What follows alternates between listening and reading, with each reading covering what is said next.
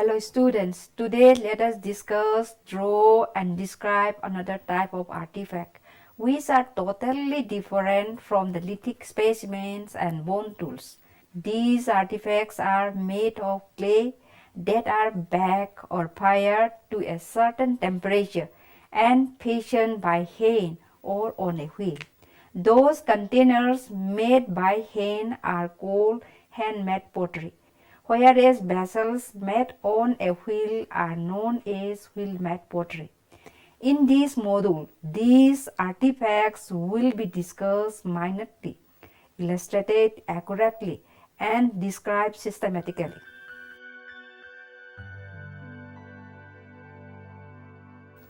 Pottery may be defined as a container or vessel made of baked or fired clay fashioned by hand or on a wheel. It is a crucial factor in archaeological research because of its abundance, variety, rapidity of change in style, and a relative permanence, at least in search. Pottery is an old art of man. With the discovery of this art, man started cooking his food. Likewise, he also started storing his surplus food grains. The pot-making technology brought about many changes in the way of life of the people of prehistoric times. It started from the later part of the Mesolithic period onwards and continues till date through Neolithic, Chalcolithic, Bronze Age, Early Iron Age, and historical periods.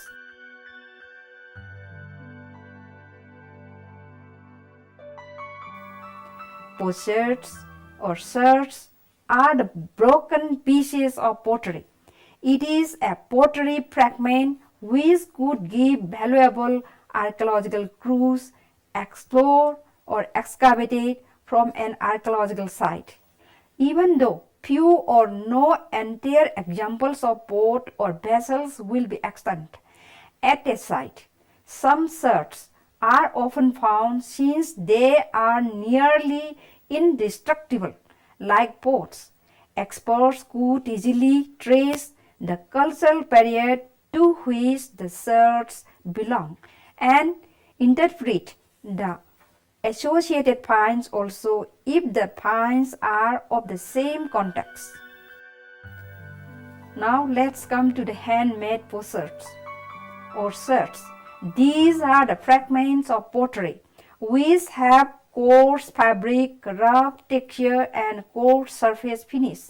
Incomplete backing or firing is a characteristic feature of handmade sherds. They may be only part or parts of pots or container or vessels and so forth. This is a handmade potsherd. It is coarse in texture and ill-firing. Both the surfaces does not have smooth surface. It possesses coarse texture.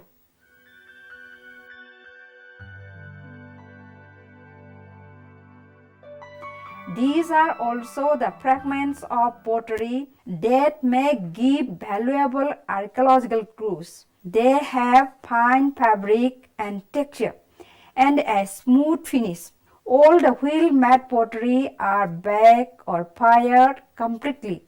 Hence, all the sherds which possess all the features mentioned above are classified as wheel-made potsherds. It is a wheel-made potsherd. Both the inner and outer surface are very fine and smooth. It is a black on red potsherd. That means painting is done by black on red pot. From the above discussion, you might have learned about the different types of pottery and the sherds as well. Procedures of accurate drawing and systematic description of these artifacts. The usual procedures are: number 1, orientation of the supplied specimen. Number 2, nature of presentation. Number 3, required instruments and needed materials. And number 4, technique of drawing. Now let's come to the orientation of the supplied specimen. If a shirt is supplied to draw accurately, each student should carefully examine the specimen thoroughly, so as he or she could place the specimen facing its mouth part facing upward and bottom or leg part facing downward. The outer surface should be considered as the dorsal surface and it should be drawn first. To show the surface decoration, if any, present on the shirt. Unlike the drawing of the lithic tools, the section view is drawn by the side of the illustrated shirt, either left or right according to the convenience, but mostly drawn on the left side. Now come to the nature of presentation. Like the other lithic and bone tools, drawings of these three-dimensional shirt is represented by two-dimensional drawings. The boundary of the shirt is or are shown by using thick lines. Any form of decoration is presented by dots, straight lines, curved lines, crisscross, geometrical figures, etc., depending upon the nature of the decoration present on the upper surface of the given or supplied specimen. Unlike other lithic tools, the bounded area by the drawing is fully shaded using a pencil. Required instruments and materials. All the required instruments to be supplied by the department concerned and the needed materials to be brought by each student remain the same as in other prehistoric practical classes. Now come to the technique of drawing. The technique of drawing is similar to the drawing of upper Paleolithic bone tools and microliths of Mesolithic culture. Here, instead of the flax curves and ridges, any decoration are measured accurately and represented accordingly. Technique of measurement to find out the desired points remain the same as in the case of lithic tools. Let us take a notebook and place it. Then we measure the length of the tool. It measures 5.6 along its axis.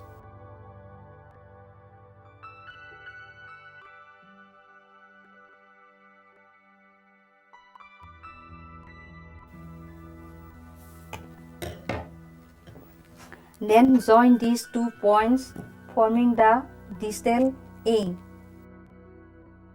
Like other lithic tools, we should keep this shirt bisecting by an imaginary line into 2 halves. One of the halves should place parallel to this table, and let us keep in this way and try to confirm whether we are placing this accurately. 7, 5, also 5. Out of these 4 measurements, we got 3 having the same height. So not to move, we should fill up the gap by using model clay or plasticine. The excess model clay or plasticine can be removed in this way. Then we should transfer it to the drawing table and fix it here. Then we can start outline drawing. While drawing the outline, we should take the end points or starting points of the paintings. If it is the starting point, it should be considered as the end point. We can take it either end or starting. Then we can remove it and place it properly here. And let us join the dots.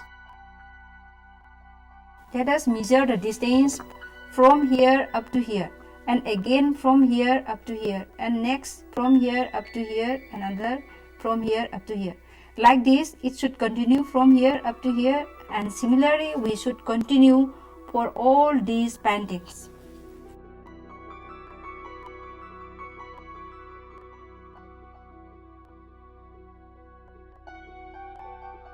Then we should join these two. and another one is from here up to the end, and from here to the end, and we have to set it.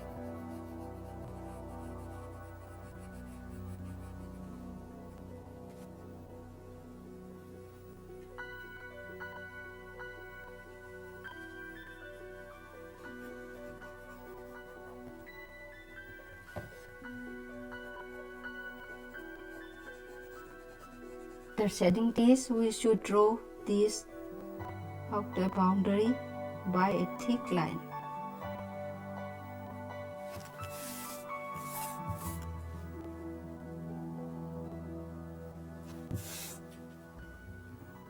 Unlike lithic tools, the cross section is drawn on the side of the tool, either on the right or left.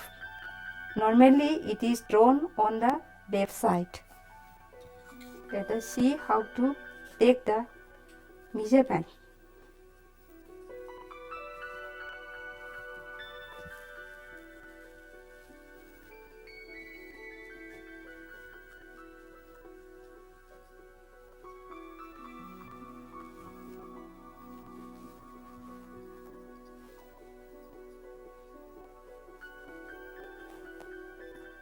One squeeze like this and turn it out again.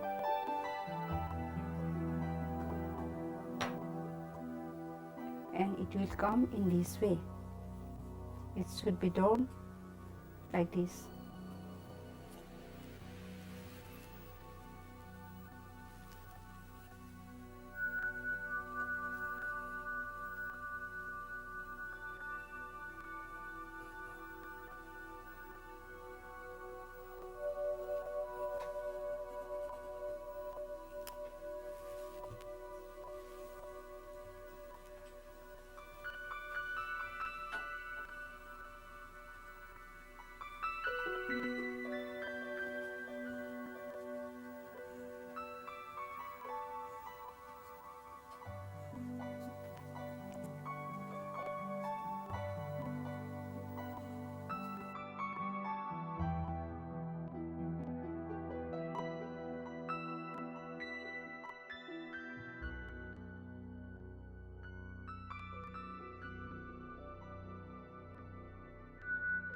Now let's come to the systematic description of the supplied potsherd. Number 1. Each student should write the museum number or accession number to understand where from the specimen have been explored or excavated or collected. Number 2. About the raw material. In this case, whatever we are drawing is made of fine clay. Number 3. We should measure the given specimen, stating maximum length along its axis, maximum breadth along its half length, and maximum thickness along its half length. Now let's come to the state of preservation. The given specimen is slightly rolled and slightly patinated. Now let's come to the general description. It is somewhat rectangular in shape. See this one, it is somewhat rectangular in shape. It is the main body part which is red in color. The dorsal surface is very smooth and decorated with black paintings in fine drawings designs. The ventral or inner surface is also smoother, like the outer surface. The section view is somewhat curved and thick. The thickness is uniform. The next point is probable tool marking technique. From the nature of the surfaces, both outer and inner, and the color of the shirt, the specimen might have been prepared by using wheel turn technique and complete firing, probably done in a closed kiln. The next point is probable tool type. It is a painted potsherd from the color of the potsherd as well as painting. It can be identified as black on red shirt which is a part of a large black on red ware container. Now come to the probable cultural period and chronology. Culturally, the given shirt is belong to Chalcolithic period and chronologically it belongs to Holocene epoch. Lastly, let's come to the probable function and economy. When the shirt was a complete vessel, it might have been used for storing purposes and economically belonged to food producing stage.